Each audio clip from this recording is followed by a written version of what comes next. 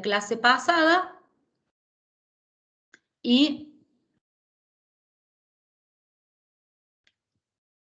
vamos a compartir la pantalla y continuamos con la clase de hoy. La clase pasada habíamos llegado hasta aquí, ¿verdad? Hasta el derecho positivo y sus divisiones. Les dije yo a ustedes en derecho público ya estudiaron que el derecho positivo era el derecho vigente en un país determinado, en un momento determinado. Yo les señalaba el Código Civil y Comercial, que estudiamos en nuestra materia, es derecho positivo. El derecho penal es derecho positivo. La Ley General de Sociedades también lo es. Toda norma vigente en nuestro país es derecho positivo. No lo es el Código Civil, que fue derogado, no lo es el Código Penal, un Código de Comercio, que también fue derogado, de modo que integran el derecho objetivo, pero no son derecho positivo, atento que no están vigentes.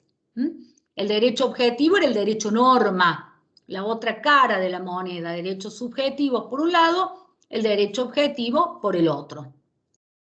Esa norma reconocía, decíamos la clase pasada, no otorgaba, sino que reconocía los derechos subjetivos a cada uno de los individuos o los distintos sujetos que intervengan en esa relación jurídica.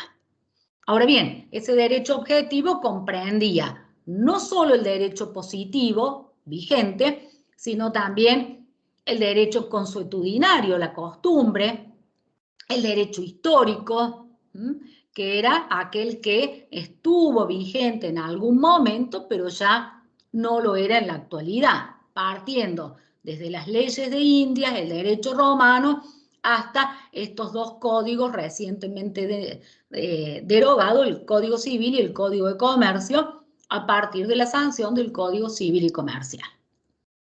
Bien, nos quedamos con el derecho vigente. Dos grandes ramas, derecho público y derecho privado. Pero estas ramas no están separadas. Este cuadro que yo he puesto acá es a los fines didácticos, a los fines del estudio del derecho, lo dividimos en público y privado. En la realidad, en la práctica, en el ejercicio de nuestras profesiones, ustedes van a estar trabajando sobre tributos, sobre impuestos, y también van a recurrir al derecho privado que estamos viendo en esta asignatura. Por ejemplo, la capacidad. Por ejemplo, para saber si los bienes esos clientes que ustedes están liquidando, impuestos a las ganancias o no sé, cualquiera de los tributos, bienes personales, ustedes tienen que saber si son bienes propios o son bienes gananciales. Tienen que saber si lo recibió por herencia o lo adquirió por sus propios medios y así justificar cómo tiene ese bien esa persona respecto del impuesto en particular que ustedes vayan a liquidar. Entonces van a empezar con el derecho público, el derecho tributario, pero inmediatamente van a conectar con instituciones del derecho civil. Con la capacidad, que es un atributo, con el derecho de familia, con el derecho de las sucesiones, con los contratos. El cliente le va a decir, no, contador, contadora, eso yo no lo heredé de mis padres, usted se equivocó, esa es la casa que yo compré, pero la compré siendo soltero, entonces ahí juega si es un bien propio o un bien ganancial. El que yo heredé de mis padres le va a decir, el campo, ¿se acuerda que le dije que esas hectáreas que tengo acá cerca eran de mis abuelos, después de mis padres? Esas son de la sucesión de mis padres. Ahora, con mi señora yo compré un departamento y una casa ubicada en tal lugar. Entonces ahí pasamos de nuevo al derecho de familia y ya tenemos un bien ganancial. Fíjense que este señor tenía bienes propios y bienes gananciales. Entonces, ahí ustedes, esto es para mostrarles cómo el derecho lo estudiamos así dividido, en esta presentación lo ven, solo los fines didácticos. En la práctica, el derecho es uno solo. Entonces, esto que hoy estamos viendo acá, ustedes lo van a aplicar en muchas de las temáticas del ejercicio de la profesión. Estos no son aspectos teóricos que quedan nada más que para ampliar los conocimientos del contador. Estos son cuestiones muy prácticas para ustedes, eso es lo que les quiero señalar. Bien, hoy tenemos algún desarrollo de cuestiones históricas.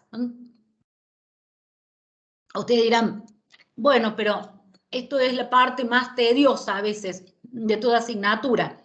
Sí, pero para entender dónde estamos, tenemos que saber de dónde venimos. Entonces yo no puedo hablar del Código Civil y Comercial sin señalarles a ustedes cuáles son los antecedentes y de dónde y por qué llegamos a donde llegamos. Necesariamente tengo que volver sobre la parte histórica. Bien, pero sigamos con esta presentación. Fíjense, derecho privado lo dividíamos en interno, que rige dentro de los límites de nuestro país, de la República Argentina, e internacional, que regula las relaciones de las personas o de las personas y las cosas ubicadas en distintos países. Fíjense que la presentación está concursiva, derecho civil y derecho comercial nada más.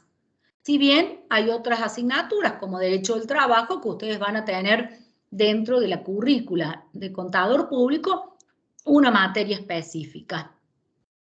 Pero nosotros hoy nos abocamos al derecho civil y al derecho comercial. Bien. Concepto del derecho civil.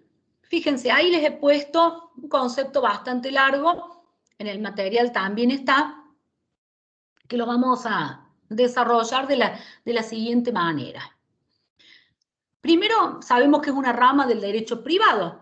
La presentación anterior llevaba por título Derecho Privado Interno, Derecho Civil, Derecho Comercial. De modo que no nos cabe duda que es una rama del derecho privado. Luego este concepto que están viendo ustedes en la presentación trata o define desde cuándo se regula la situación de la persona por parte del derecho civil y hasta cuándo rige esas normas que van a regular la situación integral de la persona. En la presentación, cuando dice regula integralmente, significa que regula todos los aspectos. Pero fíjense, quiero que adviertan, si ustedes van leyendo la pantalla, la amplitud del derecho civil.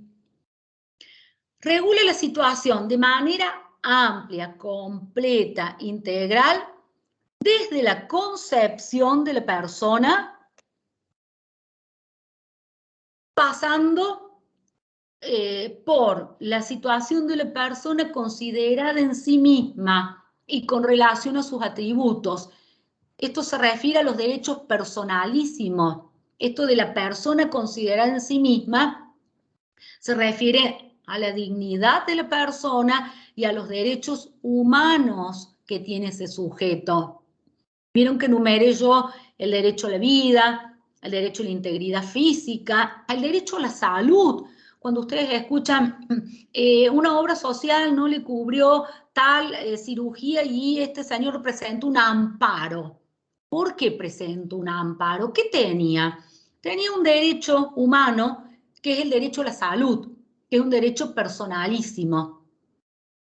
Entonces, ven ustedes que todo está marcado por el derecho civil.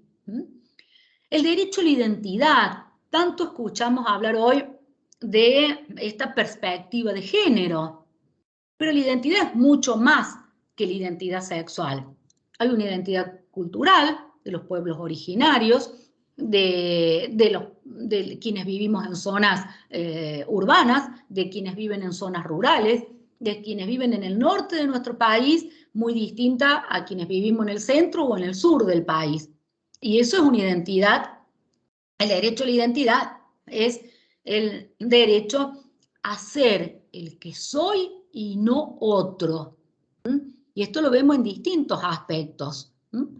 Quizás la identidad sexual es la que hoy más escuchamos cuando hablamos de perspectiva de género, de cisgénero, de transgénero, de cambio de género y así sucesivamente. De dejar de lado este concepto binario, hombre, mujer, niño, niña, y pasar a una identidad de género más amplia, donde hay multiplicidad de géneros.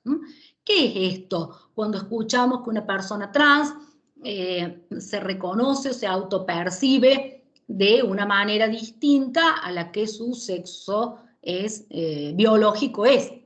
Esto es un varón, nacido varón, se autopercibe como mujer. Y en definitiva, ¿de qué estamos hablando? Estamos hablando del derecho a la identidad.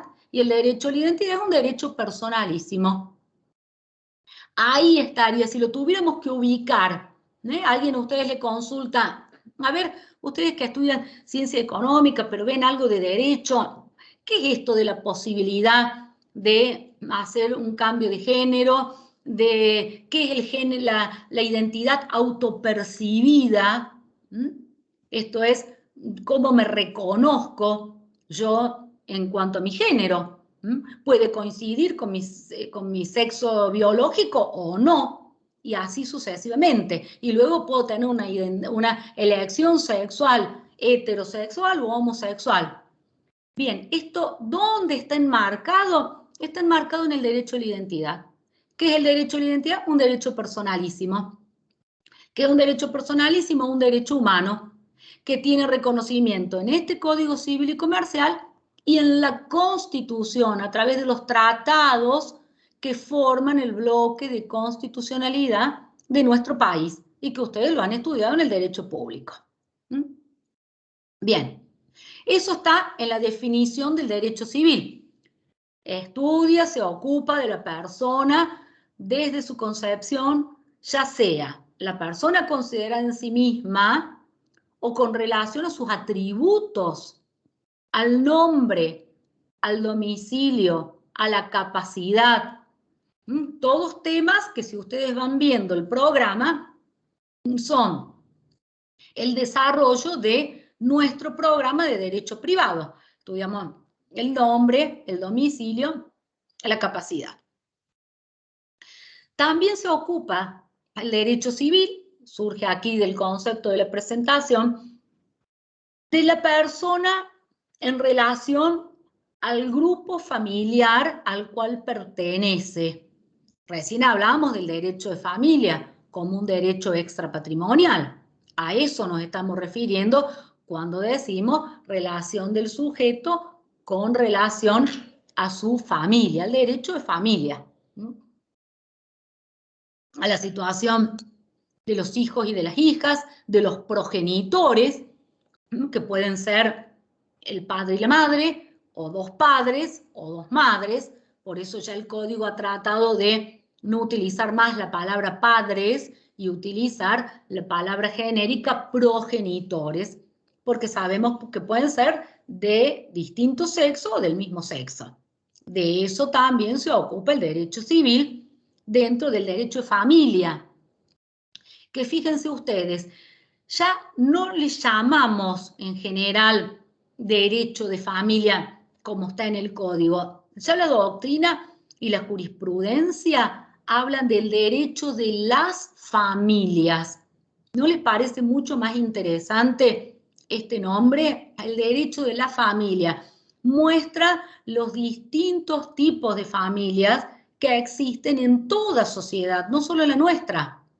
Nosotros nos ocupamos de la nuestra porque nuestro Código Civil y Comercial rige dentro de los límites de la República Argentina. Entonces, me gusta más esto de decir derecho de la familia. Muestra la diversidad de familias que hoy se presentan. Ya no tenemos más la familia tipo. Hoy hay múltiples familias que han sido acompañadas, gracias a Dios, con las modificaciones de la norma. Ahí vemos cómo el derecho objetivo reconoce los derechos subjetivos. Fíjense en ese caso, en esta situación práctica. Se dictó la ley que permitió el matrimonio homosexual, se incorporaron las uniones convivenciales al Código Civil y Comercial, se incorporó la posibilidad que las personas al contraer matrimonio elijan el régimen patrimonial de su matrimonio, aspectos que son muy importantes para un contador. Cuando le consulte, contador, ¿me puedo casar y no unir los bienes con mi cónyuge? Sí, bajo el régimen de separación de bienes. Entonces, todos esos nuevos aspectos del derecho de la familia fue receptado esencialmente en el Código Civil y Comercial. De eso se ocupa el derecho civil. También se ocupa de las personas con relación al patrimonio. Esto que nosotros vamos a estudiar cuando hablemos del objeto de las relaciones jurídicas. Las cosas, los bienes y los hechos. Es parte de nuestra asignatura. Y por último se ocupa el derecho civil del destino de esos bienes para después de la muerte de la persona. Eso se llama derecho de las sucesiones. Esto es, ¿quiénes son los herederos? ¿Quiénes son los herederos forzosos? ¿La persona tiene la posibilidad de testar? ¿Puede testar la totalidad de su patrimonio o solo un porcentaje o porción disponible? Y así sucesivamente.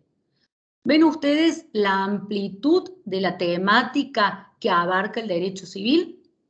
Desde la concepción hasta el destino de los bienes después de la muerte de la persona. ¿Y por qué no el destino del propio cadáver cuando la persona en vida dejó directivas anticipadas de qué quería que se hiciera con su propio cadáver?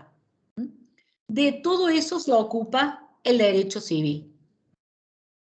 Y el derecho comercial, decíamos que las dos grandes ramas del derecho privado es el derecho civil y el derecho comercial. Bien, ¿de qué se ocupa el derecho comercial? Esencialmente, concretamente, de las relaciones comerciales de contenido jurídico, las relaciones jurídicas mercantiles. Yo allí le enumeré, por ejemplo, los contratos comerciales, estos que ustedes van a ver en Derecho Privado 2, del Fondo de Comercio. ¿Qué es el Fondo de Comercio? El conjunto de bienes materiales e inmateriales que tiene el comerciante para el desarrollo de su actividad mercantil y tiene una ley especial, la Ley de Transferencia de Fondo de Comercio, que la vemos acá en el Derecho Privado 1 y que ustedes la van a utilizar muchísimo cuando constituyan sociedades comerciales o cuando algún cliente le diga, contador, yo quiero vender mi negocio. Esa va a ser la consulta. Ustedes deberán inmediatamente decirle, mire, usted tiene un fondo de comercio, usted no lo puede vender por un contrato de compra-venta. Vamos a tener que hacer la transferencia del fondo de comercio del modo que lo indica la ley. Cuando estudiemos persona jurídica, también vamos a ver allí la ley de transferencia de fondo de comercio. ¿Se ocupa el derecho comercial o es parte del derecho comercial? Las sociedades comerciales. Ustedes tienen una materia específica, desde la pequeña sociedad colectiva hasta las sociedades por acciones, la sociedad anónima en comandita por acciones, etc. También los concursos y las quiebras. Tienen la materia específica concursos y quiebras. Recuerden que solo los contadores pueden ser síndicos en los concursos y las quiebras. La sindicatura es un órgano propio del concurso y de la quiebra y es una actividad que solo está reservada a los contadores que además se hayan formado realizando la especialización en sindicatura concursal. De modo que esa es una incumbencia profesional que solo ustedes los contadores tienen. De modo que estudiar el concurso y la quiebra, además de para asesorar a sus clientes para ver cuándo un cliente está en estado de cesación de pago y debe presentarse en concurso o en quiebra, también les sirve porque es una especialidad a la cual ustedes se pueden dedicar dentro del ejercicio de la profesión. Bien, el programa nuestro nos pide, además de estos aspectos que acabamos de ver, del derecho privado, que es el derecho civil, que es el derecho comercial, ¿qué son los sistemas legislativos? Fíjense ustedes que podemos diferenciar dos sistemas. Uno es el sistema del common law. Lo tienen en el material y lo vamos a desarrollar ahora. Y el segundo es el sistema del derecho continental europeo, que es nuestro sistema. El sistema del common law es el sistema que proviene del derecho anglosajón y que tiene en principio la característica que se basa no en la norma, no en este Código Civil y Comercial, ni en el Código Penal, ni en la Ley de Contrato de Trabajo, ni en la Ley de Sociedades Comerciales que acabamos de nombrar, sino que se asienta en el precedente judicial. ¿Qué es el precedente? La jurisprudencia, los distintos fallos que van dictando los tribunales. ¿Y saben dónde lo vemos mucho? En las películas. Cuando vemos esos abogados alegando, defendiendo, y ese jurado que están de particulares que están sentados escuchando, y un juez que va a dictar un fallo. Ese juez no va a tomar el Código Civil, no va a tomar el Código Penal, porque no lo tiene. Va a resolver conforme los precedentes judiciales. Entonces, así como para nosotros la ley es la fuente formal por excelencia, en el sistema del common law que tienen la mayoría de los países anglosajones, también Estados Unidos, la mayoría de sus estados, por eso esto de las películas a lo que les refiero, su fuente formal por excelencia no es la ley, sino las decisiones de los tribunales. Nosotros le llamamos a eso jurisprudencia, ¿verdad? Como le llamamos doctrina a la opinión de los autores. Entonces, el sistema del common law se basa esencialmente en las decisiones, en las resoluciones que toman los tribunales. Entonces, no hay normas escritas. Yo le dije, el juez no va a tomar este código, no va a tomar el Código Penal ni la Ley de Concursos y Quiebras, sino que va a tomar el precedente judicial y va creando derecho a medida que dictan resoluciones, sentencias judiciales. Esa es una gran diferencia entre el sistema anglosajón o sistema del common law y el sistema continental europeo, que es nuestro sistema.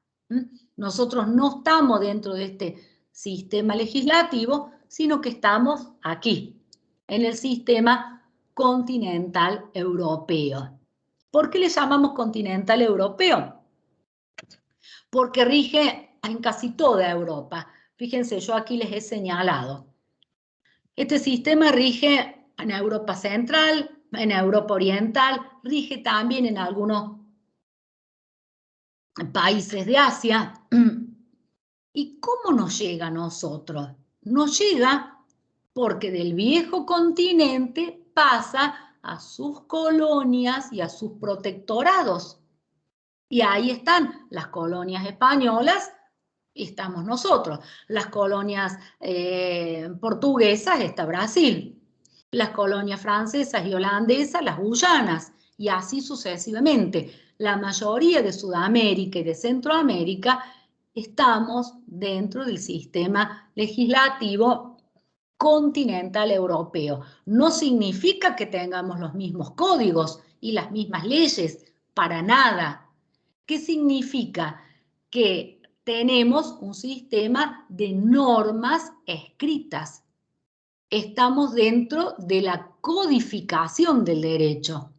Nuestro derecho está en un código y el juez va a resolver las cuestiones que estén sometidas a su decisión en base a la normativa del código.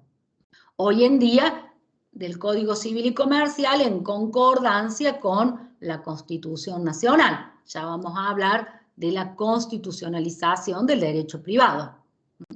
Pero lo que caracteriza todo este sistema continental europeo es que a la base está el derecho romano. A partir del derecho romano se fue construyendo todo el derecho de Europa continental y ese derecho pasó luego a América a través de la conquista. Entonces, estamos dentro del sistema legislativo continental europeo que es esencialmente codificado. Norma escrita, sancionada por los órganos pertinentes, siguiendo el procedimiento establecido en la Constitución. Aquello que ustedes veían en derecho público cuando hablaban de la sanción y la promulgación de las leyes. A eso se refiere la norma, en este caso codificada, porque están en códigos, puede que sea una ley especial también, pero lo que la caracteriza es que es una norma escrita y que a la base está todo el derecho romano, que es una construcción jurídica muy importante para todo este derecho continental, para el derecho español, para el derecho francés, para todos los derechos que tienen base romanista. Los romanos fueron grandes juristas, grandes creadores del derecho. Así como los griegos eran grandes filósofos, los romanos crearon instituciones jurídicas que hoy están vigentes. Cuando nosotros hablamos de las obligaciones y de los contratos, la base de eso ya estaba en el derecho romano.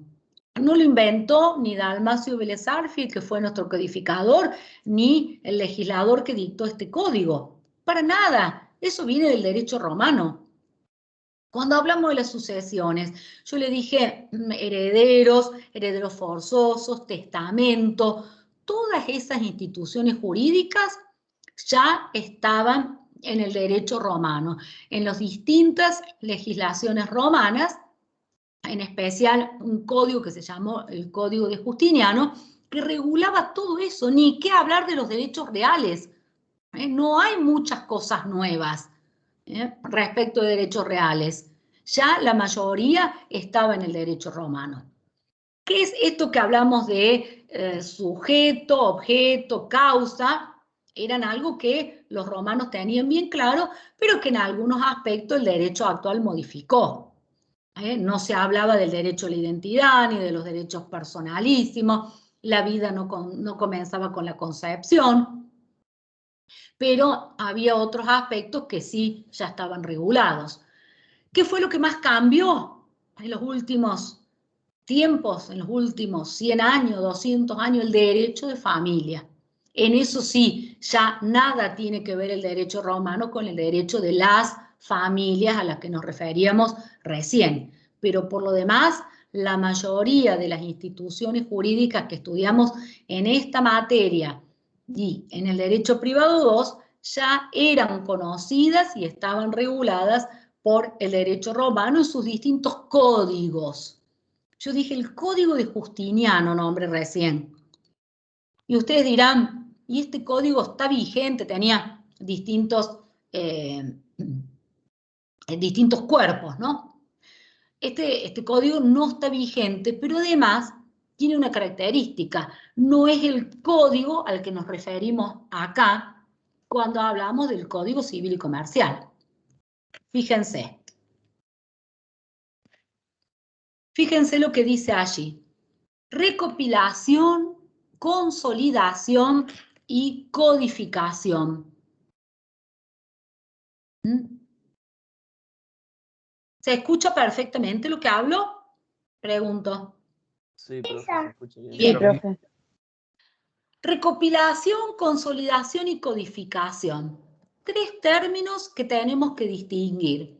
Fíjense la primera. ¿Qué es recopilar? Recopilar es agrupar leyes, agrupar normas.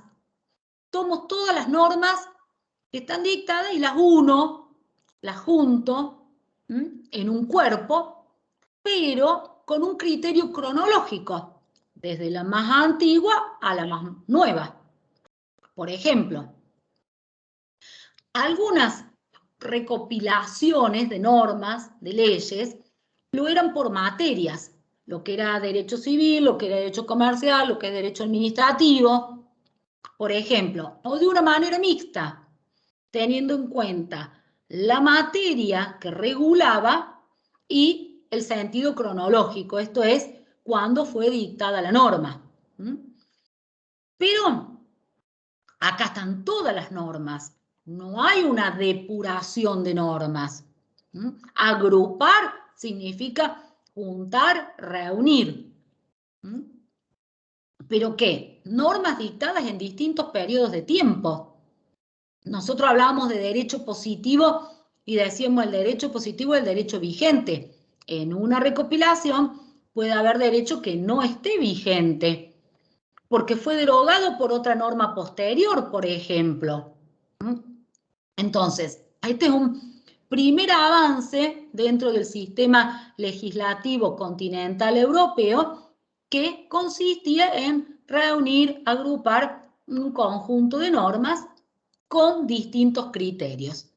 Pero podíamos tener allí normas vigentes y normas no vigentes. Eso es recopilar.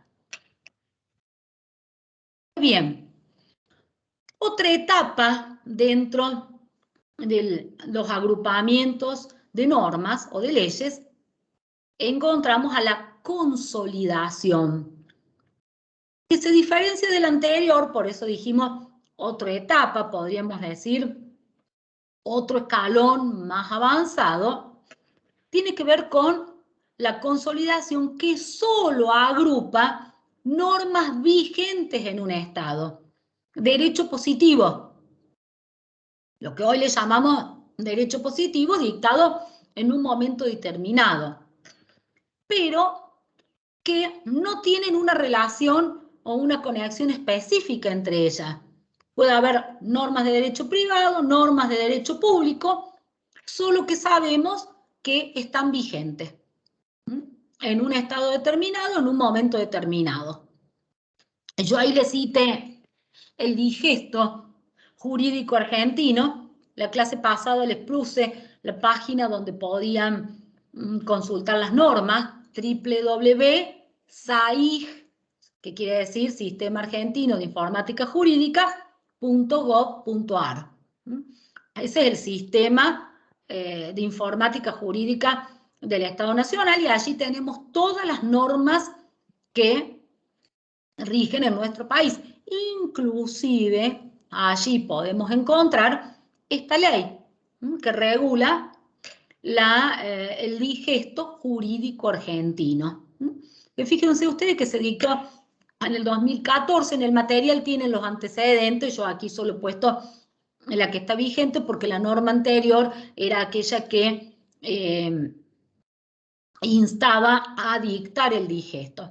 El digesto contiene todas las normas vigentes, pero ahí vamos a encontrar normas del derecho privado y normas del derecho público. Por eso decíamos en la consolidación, no hay principios y conexiones íntimas entre las normas. Solamente están conectadas en que pertenecen a un país determinado y que están vigentes. A eso se refiere la consolidación. Sería la segunda etapa o segundo escalón. ¿Para llegar a qué? Para llegar a la codificación. La codificación es un estadio ya mucho más avanzado, porque acá voy a seleccionar normas de una rama del derecho que están vigentes en nuestro país, pero las voy a unir de un modo que estén en un cuerpo, este es el cuerpo, único, porque hay uno solo, que tiene un método y un sistema. Por eso se llama metódico y sistemático. Eso es un código, un cuerpo único, metódico y sistemático que reúne normas de una rama del derecho vigentes en un país determinado en un momento determinado. Ahí les he citado. Son derecho positivo o derecho codificado en nuestro país, el Código Civil y Comercial, el Código Penal, el Código de Minería, muy utilizado en las provincias que tienen explotación minera, La Rioja, Catamarca, hasta el propio San Luis. Los códigos de procedimiento de cada provincia. Creo, no sé si fue en esta clase o en la de la tarde, como tengo distintos cursos, a veces no recuerdo si lo he dicho, que yo les señalaba que este código, como el penal, como la Ley General de Sociedades o de Concursos y Quiebra, rigen para todo el país. Esto se llama derecho de fondo. Este es el Código Civil y Comercial de la República Argentina. Pero luego, para implementar ciertas instituciones jurídicas, cada provincia tiene su código de procedimiento. Ejemplo, volvemos al contrato de Juan y Pedro. Juan le compró a Pedro el inmueble, pero resulta que Pedro se lo entregó y Juan no le pagó.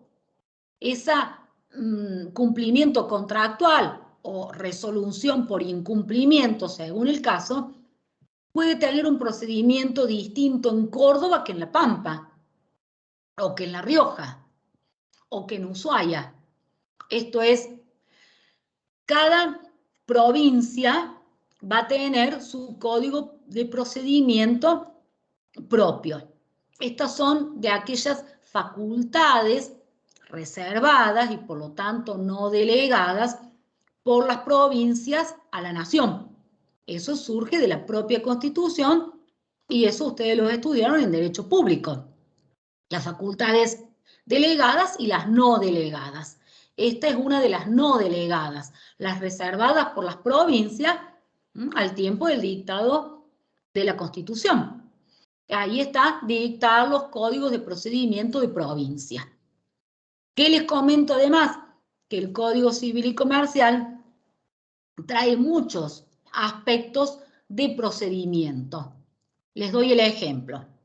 El divorcio como modo de disolución del vínculo matrimonial está regulado en el Código Civil y Comercial.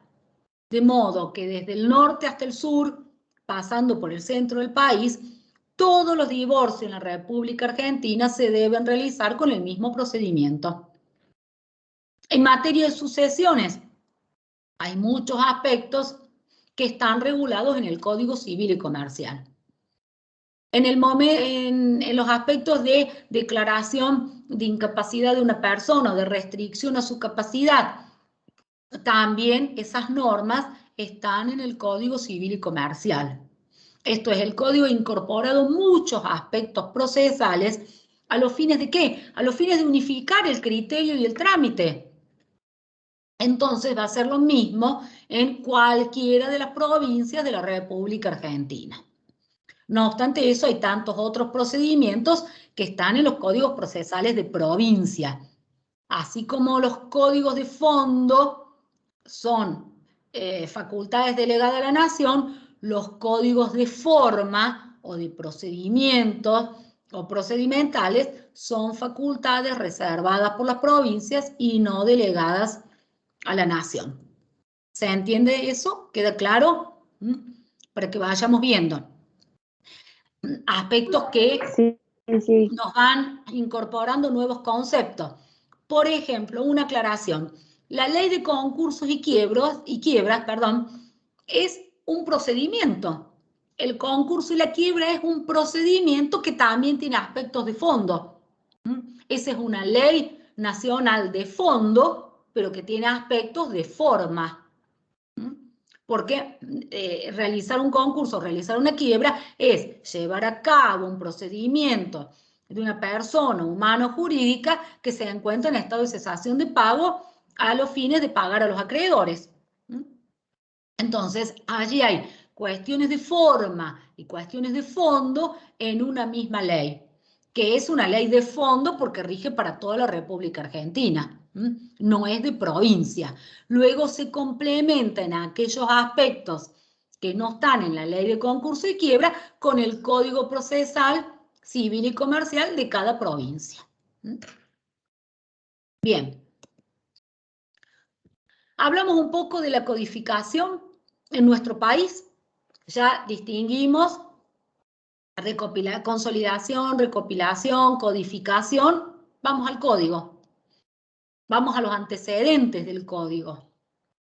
Fíjense, el concepto lo señalábamos recién. Un código es un cuerpo único, metódico y sistemático que reúne normas de una rama del derecho, y yo les dije también normas vigentes. Acá en el Código Civil y Comercial no hay normas derogadas. Ahora bien, este código tiene apenas 6 años. ¿Qué regía en nuestro país? Y antes de la vigencia del Código Civil y Comercial estaban el Código Civil por un lado y el Código de Comercio por otro.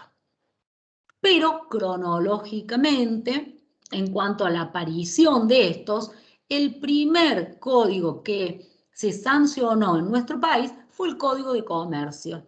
Y fíjense, pertenece no al siglo pasado, al siglo anterior, al siglo XIX. Los códigos en general son del siglo XIX. El siglo XIX se conoce como la era de la codificación. Todos los países de base continental europea comenzaron a dictar sus códigos. Argentina ya había sancionado en 1853 la Constitución y comienza a codificar. Y lo primero que dicta es el Código de Comercio. Luego, unos años después, el Código Civil.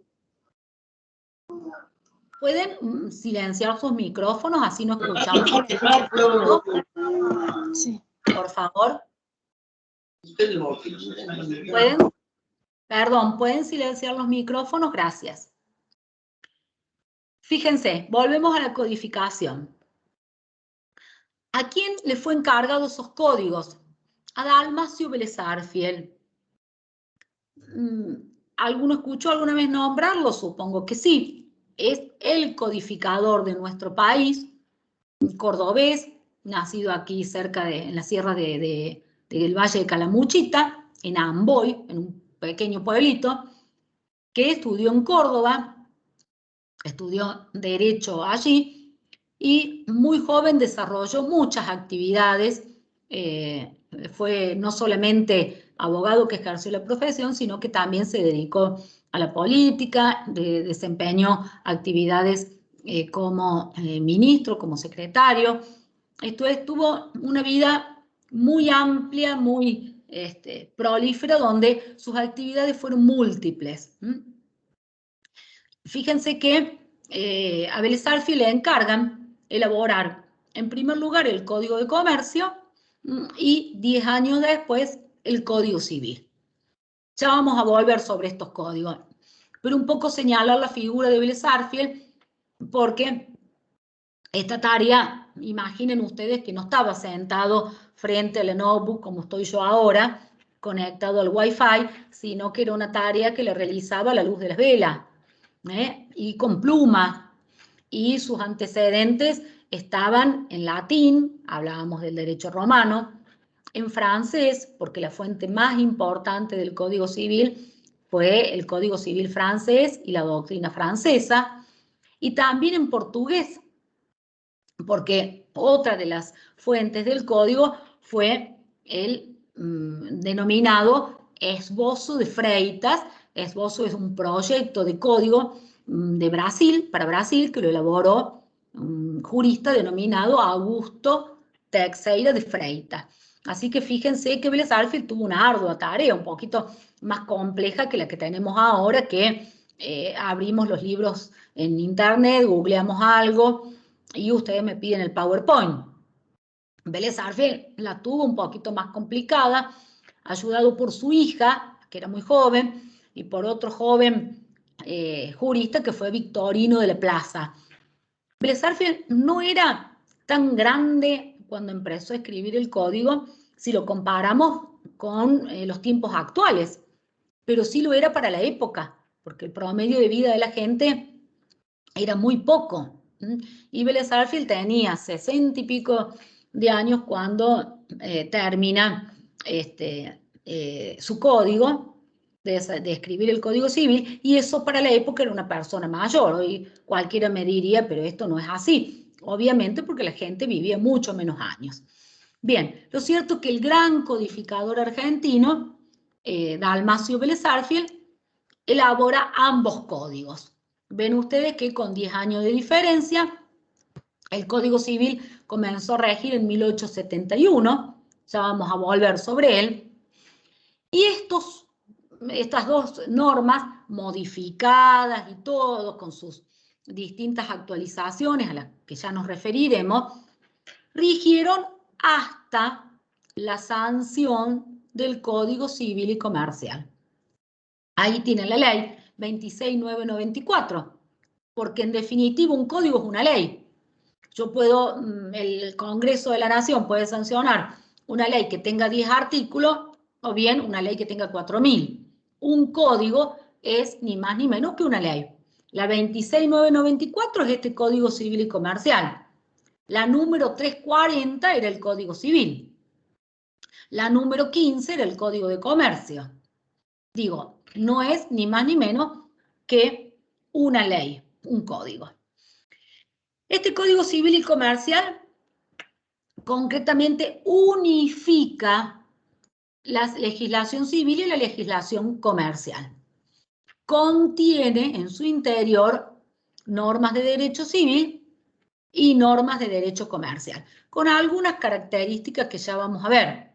Por ejemplo, que frente a este sistema jurídico del Código Civil y Comercial, continúan vigentes los denominados microsistemas jurídicos. Imagínense que tenemos en el centro el código y pequeños satélites que lo circundan, que son las distintas leyes especiales. Ahí está la ley de concursos y quiebra, ahí está la ley general de sociedades, ahí está la ley de transferencia de comercio, la ley de defensa del consumidor, etcétera, etcétera. Entonces, frente al sistema general unificado del derecho civil y comercial, permanecen las leyes especiales. Bien. Allí lo tienen en la presentación. Ahora bien, la pregunta es, ¿por qué tantas leyes especiales si teníamos un código civil y teníamos un código de comercio? Fíjense que todas estas que tienen enumeradas allí en la presentación son leyes de carácter comercial. ¿Por qué? Porque ese código de comercio, desde 1859, fue reformado integralmente una sola vez, 30 años después, en 1889. Estamos hablando del siglo XIX.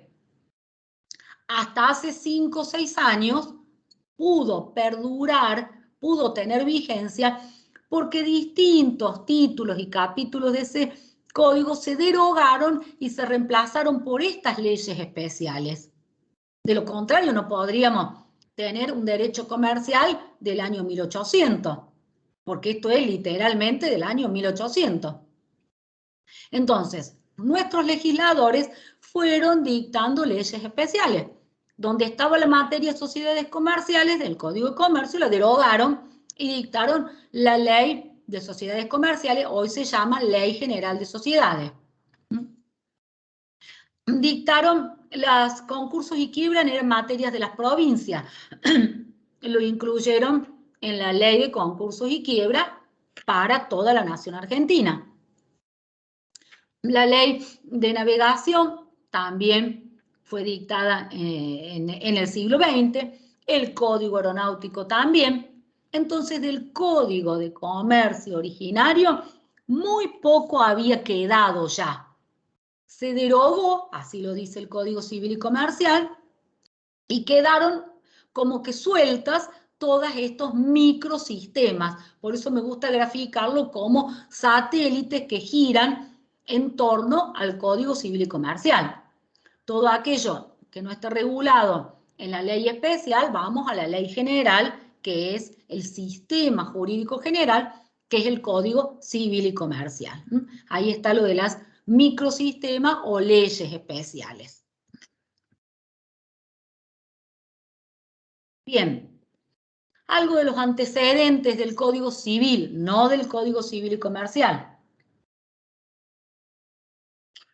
Fíjense, ¿qué regía en nuestro país antes de que Vélez elaborara el código? Pues el derecho español, en parte el derecho patrio, ¿no? El dictado a partir de 1810, pero también el derecho español, el derecho o las leyes de India, las leyes de Castilla, etcétera, etcétera. Por eso hablábamos de que, ¿por qué nuestro sistema es continental europeo? Precisamente porque fuimos conquistados por los españoles y de ellos vinieron sus leyes también, a más de las propias normas que se dictaron en el Virreinato del Río de la Plata. ¿Hasta cuándo? Hasta 1852, fíjense, un año antes de la sanción de la Constitución, Urquiza designa una comisión general codificadora para dictar 4 códigos en ese momento. Esa comisión nunca funcionó. ¿Por qué no funcionó? ¿Por qué no dictó ningún código? Porque al año siguiente se sanciona la Constitución, en 1853. El artículo 67, inciso 11 de aquella Constitución, hoy es el inciso 75. El artículo 75, inciso 22, el que habla de la codificación. Digo, porque si buscan este no lo van a encontrar. Este refiere a la Constitución del 53. A partir de allí, este 67, inciso 11, ordena que el Congreso de la Nación dicte los códigos civil, comercial, penal, etcétera, etcétera. Ahí comienza realmente la etapa codificadora en nuestro país. Y es así que en 1864, siendo Mitre, Bartolomé Mitre, el presidente de la Nación, le encarga a Dalmacio Vélez Sarsfield el Código Civil. Estamos hablando de los antecedentes del Código Civil.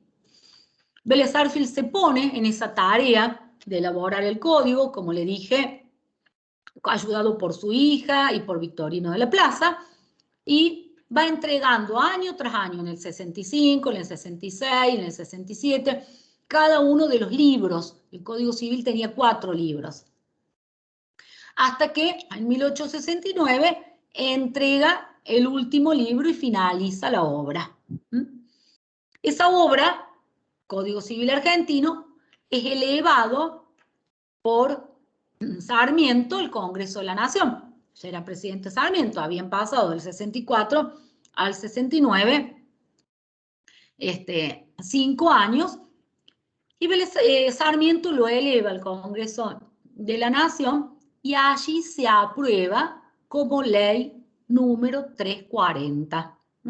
Fíjense que la presentación dice, se sancionó a libro cerrado. ¿Saben lo que quiere decir a libro cerrado? Que no se leyó, no se discutió ninguna norma.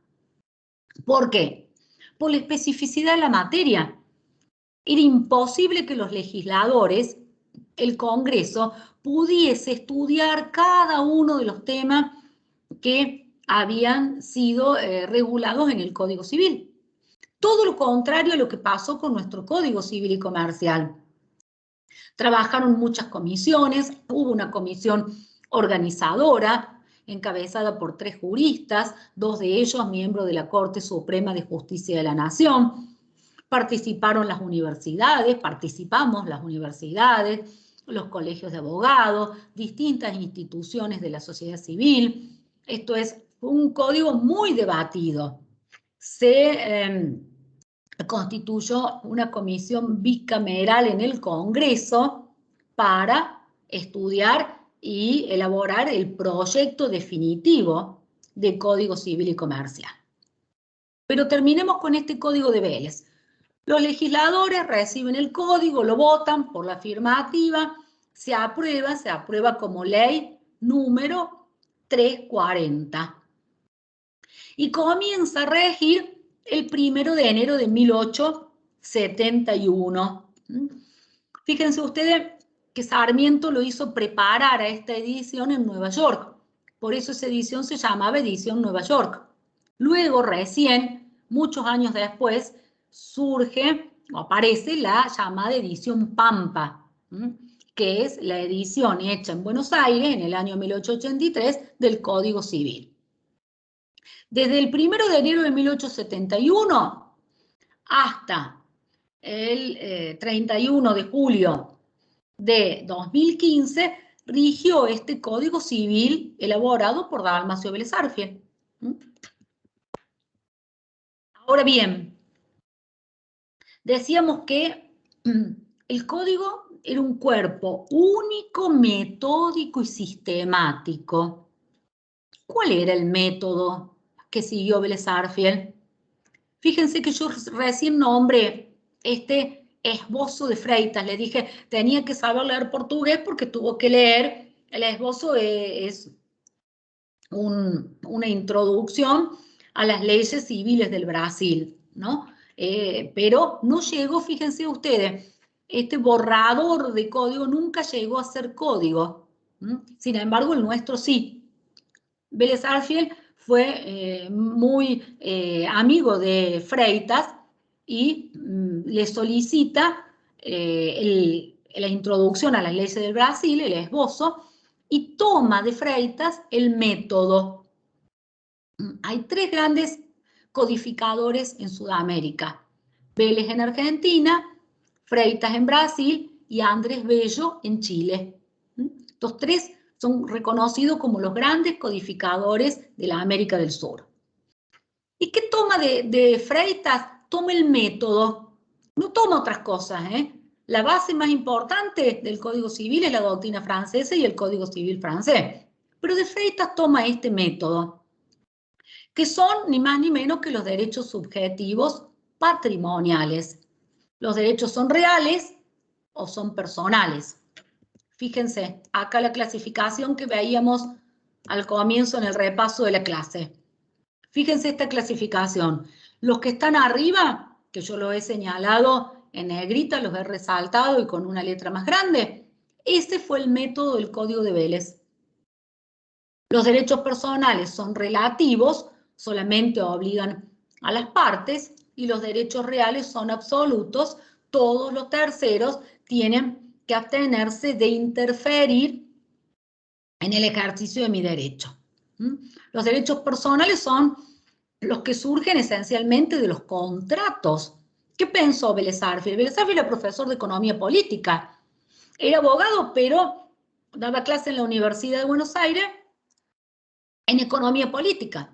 Entonces dijo, a ver, ¿cómo voy a organizar este país tan grande, esta extensión, con los malones, con los indios que atacaban? También se aprobó el libro cerrado porque muchos legisladores no sabían leer ni escribir. Claro, para que nos traslademos, traspolemos a aquella época, ¿no? Entonces Vélez dijo, bueno, tengo que promover, por un lado, los contratos, porque la base de la economía es el contrato. La economía se mueve por el tráfico de bienes. Entonces, tengo que elaborar un código cuyo método sean los derechos crediticios, las obligaciones que provienen de los contratos, y por otro lado, tenía que organizar este territorio en base a los derechos reales. Dominio, condominio, usufructo, uso, habitación, hipoteca, y ahí están los derechos patrimoniales llamados derechos reales, que vinculan a un sujeto con una cosa. Es para que vean ustedes cómo la perspectiva histórica nos sirve para entender por qué tomó esto. Y tomó esto porque tenía el país que tenía en ese momento. En 1865, cuando comenzó con el método del código. Entonces, hoy decíamos, además de estos derechos subjetivos, le sumamos, le incorporamos los derechos colectivos. Pero hoy tenemos otra realidad. Vélez Arfield no podía pensar en el medio ambiente, tampoco tenía la contaminación que tenemos ahora, ni la capa de ozono, ni el cambio climático. Tenía los indios que llegaban acá hasta la frontera de Río Cuarto. Entonces dijo, bueno, a ver, los derechos reales tienen que estar regulados y ser el método del Código Civil, y esto tiene que ser absoluto. Nadie puede interferir en ese derecho real. Pero también tengo que promover la contratación. Y eso lo voy a lograr a través de las obligaciones que surgen de los contratos. Ese es el motivo por el cual ese fue el método del Código de Vélez. Hoy a eso le sumamos los derechos de incidencia colectiva. Fíjense rápidamente para que veamos. ¿Por qué remarqué el Código Civil francés? Porque esta es la gran fuente del Código de Vélez. El método lo toma de Freitas, pero también hay algunos aspectos que son de la Revolución Francesa. El código, este se lo denomina también Código Napoleónico, es la fuente más importante del Código de Vélez. Es del año 1804, yo le dije que el siglo XIX fue la era de la codificación. Entonces, este fue el primero que abre la etapa codificadora y Vélez Arfield lo toma como la principal fuente de su código. El Código de Vélez tenía al pie notas. La mayoría de los artículos tenía una nota y la nota nos decía cuál era la fuente. Entonces, por eso podemos saber que el código francés era la principal fuente, porque abajo él hacía una nota al pie y decía de dónde había tomado esa institución que regulaba. Como verán, fue una obra espectacular, con un trabajo que todavía yo no me explico cómo pudo realizar una sola persona, a pesar de la ayuda que tuvo, pero fue él, una mente preclara, con las pocas herramientas y las dificultades que tenía en aquel momento, porque además fue perseguido después, anteriormente políticamente, tuvo que irse de Buenos Aires, después regresó, le sacaron todos sus bienes, le decomisaron todos sus bienes, o sea, tuvo los vaivenes propios de aquella época. Bueno, pero volviendo a las fuentes, también tomó el esbozo de Freitas, esa letra rara que ustedes ven, que es una C con una patita, la C cediña, es una letra portuguesa que se pronuncia como la Z nuestra, por eso lo pronunciamos como esbozo y no como esboco. El Código Civil de Chile, Andrés Bello, le cité yo recién, gran codificador latinoamericano. Andrés Bello no era jurista, era lingüista, y fue el autor del Código Civil chileno. Fíjese que en cuarto lugar aparece el Código español. Si bien en nuestro país rigieron las leyes españolas y toda la normativa que dictaba España para sus colonias, no es la principal fuente nuestra en cuanto a la codificación. Sí lo es también la doctrina francesa, que allí le cité. Vélez Arfield en las notas citaba a todos estos autores. Acá les cito algunas de las leyes españolas, las leyes de Toro, las ordenanzas reales, las 7 partidas de Alfonso el Sabio, también fueron fuente para Vélez Arfield. Además que en algún momento rigieron acá, Vélez Arfield las cita en algunas fuentes, pero son las menos. Sí, los usos y costumbres, sí, las leyes de India, sí, los precedentes patrios, y a la base no porque sea el menos importante, sino porque es la base, el asiento de todo el derecho continental europeo, puse el derecho romano. Porque todas estas normas que ustedes ven, desde el derecho romano para arriba, están basadas, surgen de la elaboración de los romanistas y de las recopilaciones que estaban ya en el derecho romano. Esta es la base del derecho continental europeo. Rápidamente, este código de Vélez tuvo reformas, sí, tuvo varias, pero la más importante, porque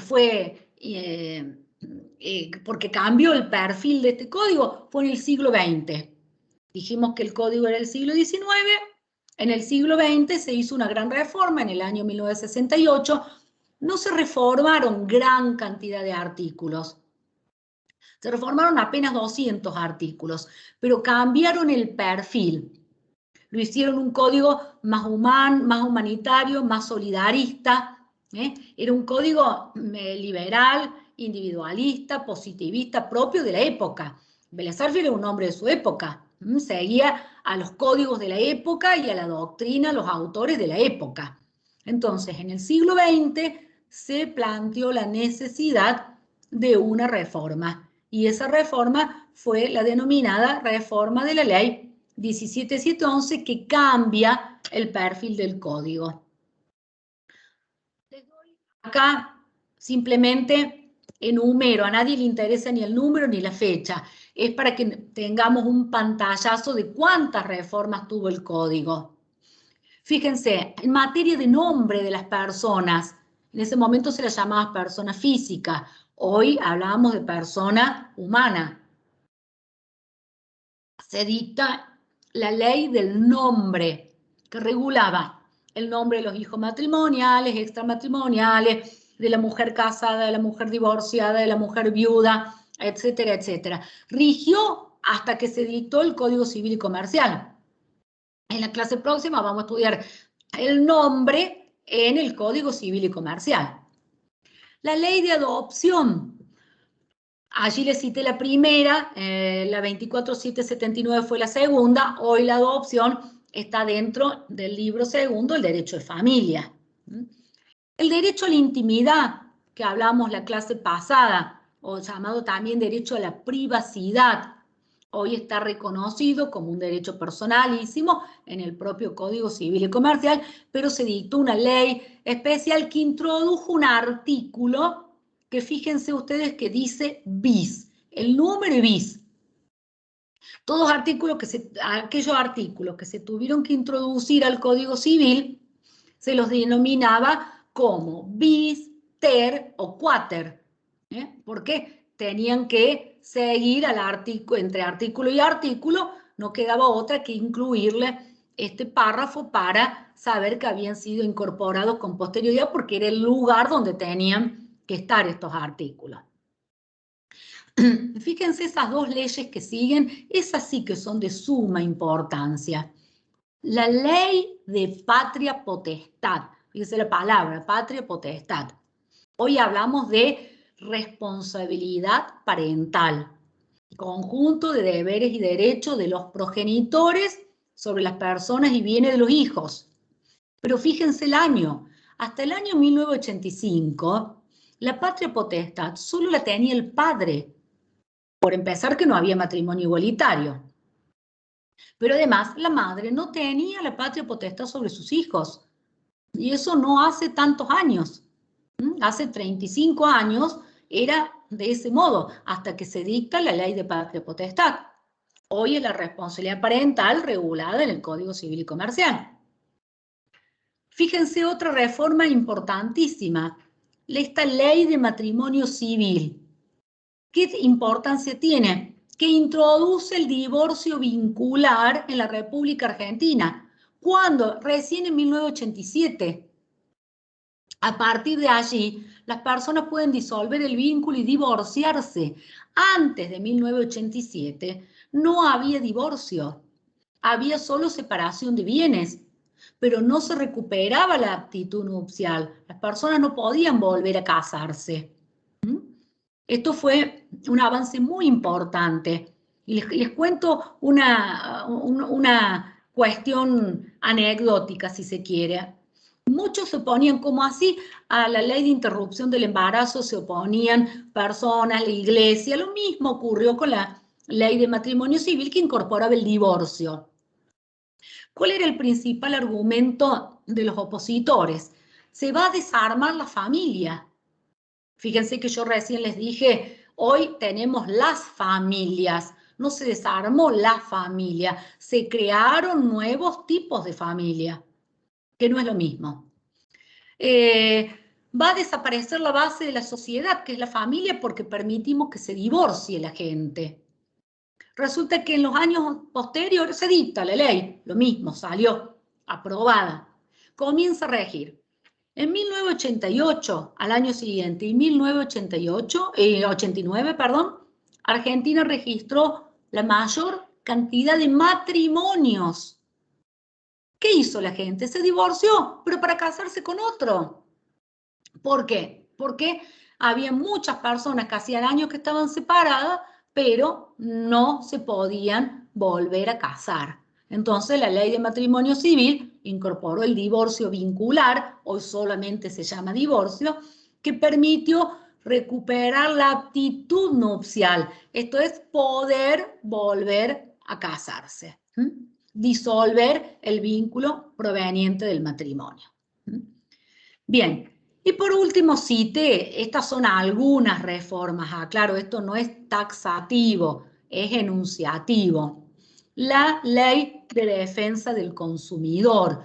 Fíjense que esto está en la propia Constitución, es una manda constitucional, pero la Ley de Defensa del Consumidor es anterior a la reforma de la Constitución. Esta ley fue precursora. Esto es, un año después se reforma la Constitución, en 1994, y allí se incorpora el derecho de los consumidores y usuarios. Pero ya en el año anterior se había dictado en nuestro país la Ley de Defensa del Consumidor 24240, que sigue vigente con las reformas pertinentes. Bueno, dejo de proyectar y vuelvo a la clase.